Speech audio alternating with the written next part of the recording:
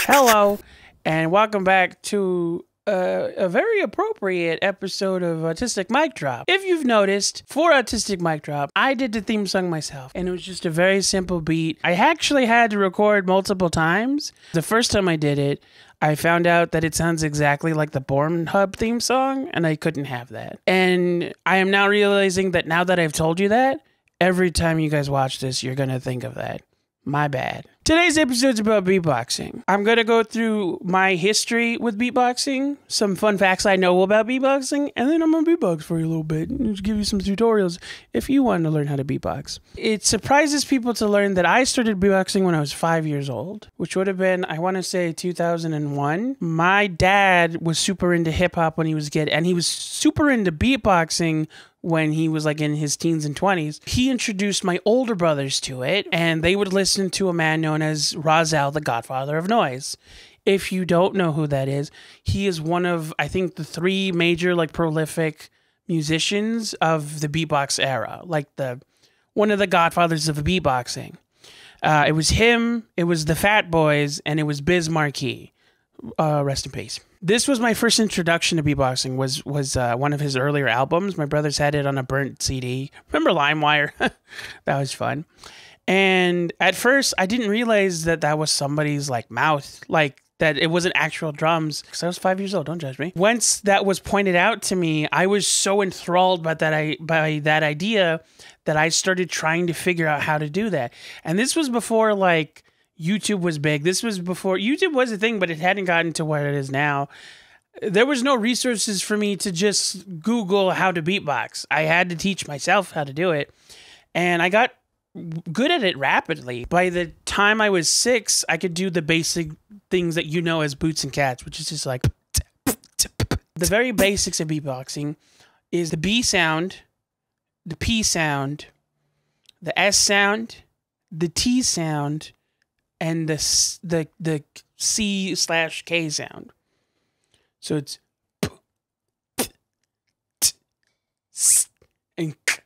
and those are your basic drum kit. That's like a 4-drum, it's like 3 drums in a cymbal kit. And honestly, boots and cats is a good way to learn that. It's but once you start with that, it's so much more. And honestly, by the time I was like 8 years old, just with those sounds, I could do so many different kinds of beats. Like I remember the first thing I ever learned, or one of the first like things, major things I ever learned that I thought was impressive was the Powerpuff Girl theme song. By the time I was 12, I started learning to like modulate those sounds. So you don't just have to go, you can like articulate it over several notes. So it's like, and that in its own thing, like invented so many more venues for me. And it became like how I made friends for a short while. As you might have guessed, I'm very autistic. And so socializing was always an issue for me because I didn't know how to instate conversation. I hated meeting strangers, and it made it very difficult for me to literally meet new people. What happened instead was the friends I already knew learned that I knew how to beatbox, and rumors spread about me and how good I was at beatboxing in the small circles of my friends that I knew. I wasn't like famous at my school, but that's how I made friends for a long time. Was someone would be like, Eric told me that you're really good at beatboxing. Is that true? And I'd be shy about it at first. But honestly, and this goes, I want to say for like any person that's good at beatboxing, the best way you can get them to show you is to try to challenge them to a battle. Because especially if they know that they're better than you, they're going to feel enticed into doing so. Along those years between the ages of 10 and 12, that's when YouTube started becoming more than just like individuals making home videos on the internet. I believe that's when they started to monetize YouTube. And so like networks started having channels, like whole organizations had their own channels.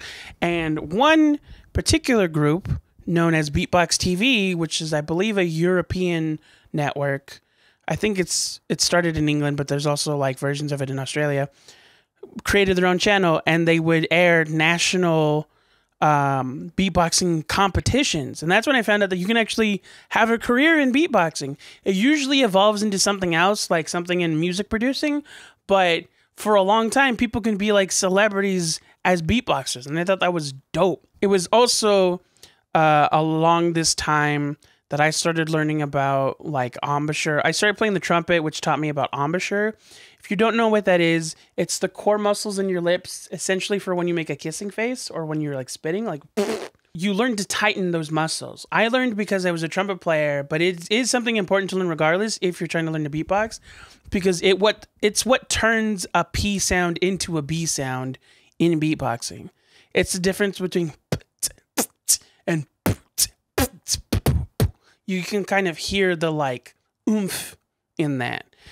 And another thing that I learned about is things beyond just using my lip muscles.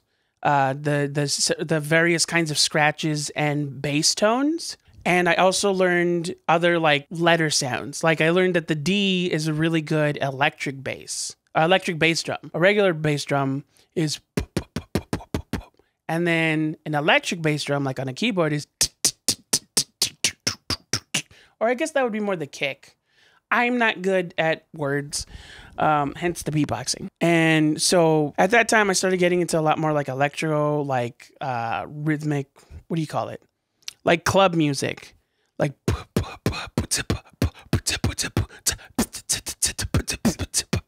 it's a lot more like energetic.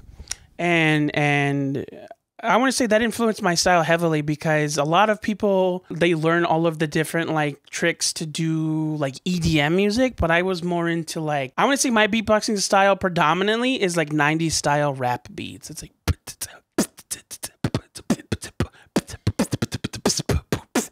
it's a lot of evolutions of that basic Boots and Cats theme.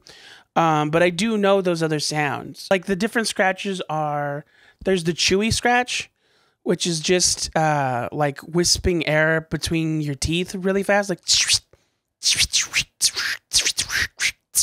And then there is something that actually my dad taught me, and this is how I found out that he knew how to beatbox, which is called the vocal scratch. Essentially, you learn to modulate your voice. The best way I can explain it is like the voice you use when you're pretending to run in slow motion.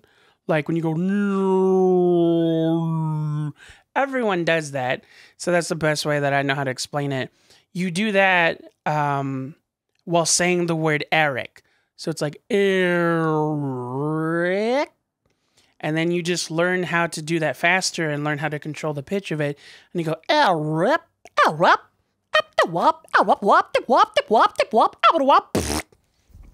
that's a different sound at the end. The other thing was like learning to do thumping like bass sound. Like, so there's two ways you can do it, which is essentially extending the B of a bass drum. Like pretend you're like doing a lightsaber noise, like, and you just adding a beat to it.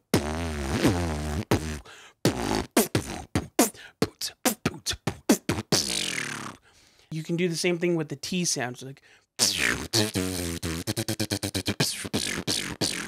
The two hardest things that I learned, and they're very technical, are the crab scratch and the throat bass. It's also known as throat yodeling, because throat bass sounds gross.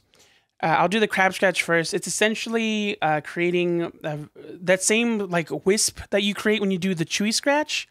You create with your hand by piercing your bottom lip and just sliding air through it.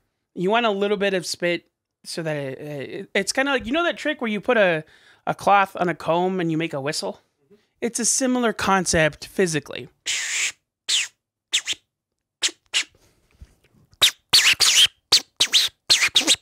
And then you just learn how to like manipulate your lip and your hand so that it makes different versions of that.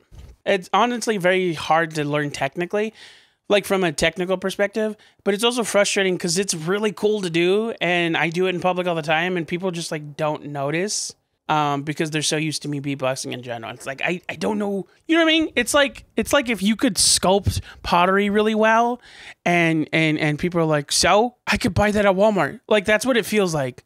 it's bonkers. And then the last thing that I wanted to show you is the throat bass, which is essentially like an open mouthed growl. What you're doing, as far as I understand it, is you're rubbing your vocal cords together the same way you would in a like a bear growl. Like you go, but you don't take the voice out of it, but you kind of take the air out of it. So it's like, and then I would say practice like growling with your mouth closed, like, and then practice keeping that same tone with your mouth open. So it's like, and then if you have a higher pitch, in general, it hurts. But specifically, if you have a higher pitch voice like mine, it's kind of dangerous to learn. I will be honest with you, the very first time that I got good at it, scratched my throat so much that it bled a little bit, just a little bit. So definitely take your time with this. It's something to be very cautious about. I don't think that there's an issue in the idea of learning it in general, but you just have to be careful. Assuming that you do it properly and you get good at it, you can do what is essentially throat yodeling, which is like.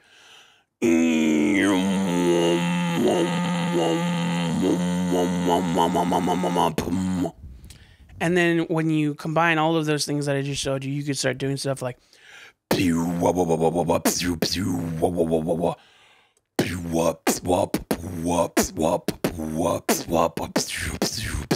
that's where you can kind of get into the more like techno beats, like.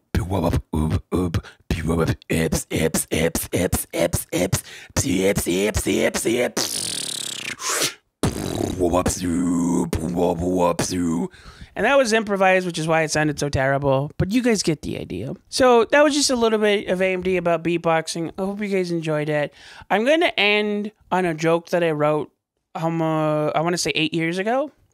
It was my original closing bit for my stand-up. And I still do it, but I've learned so many other funny impressions that it's not the first one I reach for anymore. But it's my favorite. And I always maintain that, to me, this is the world's funniest fart joke.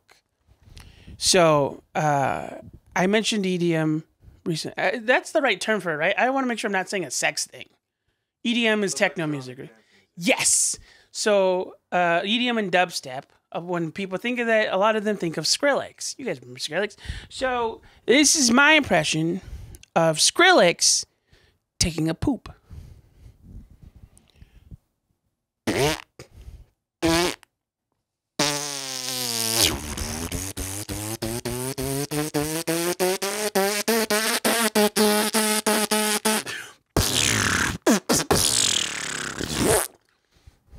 I hope you enjoyed that. Thank you for supporting the podcast. Thank you for supporting this really stupid fucking episode. And as always, from Hacer un poquito, don't fly! Skip it.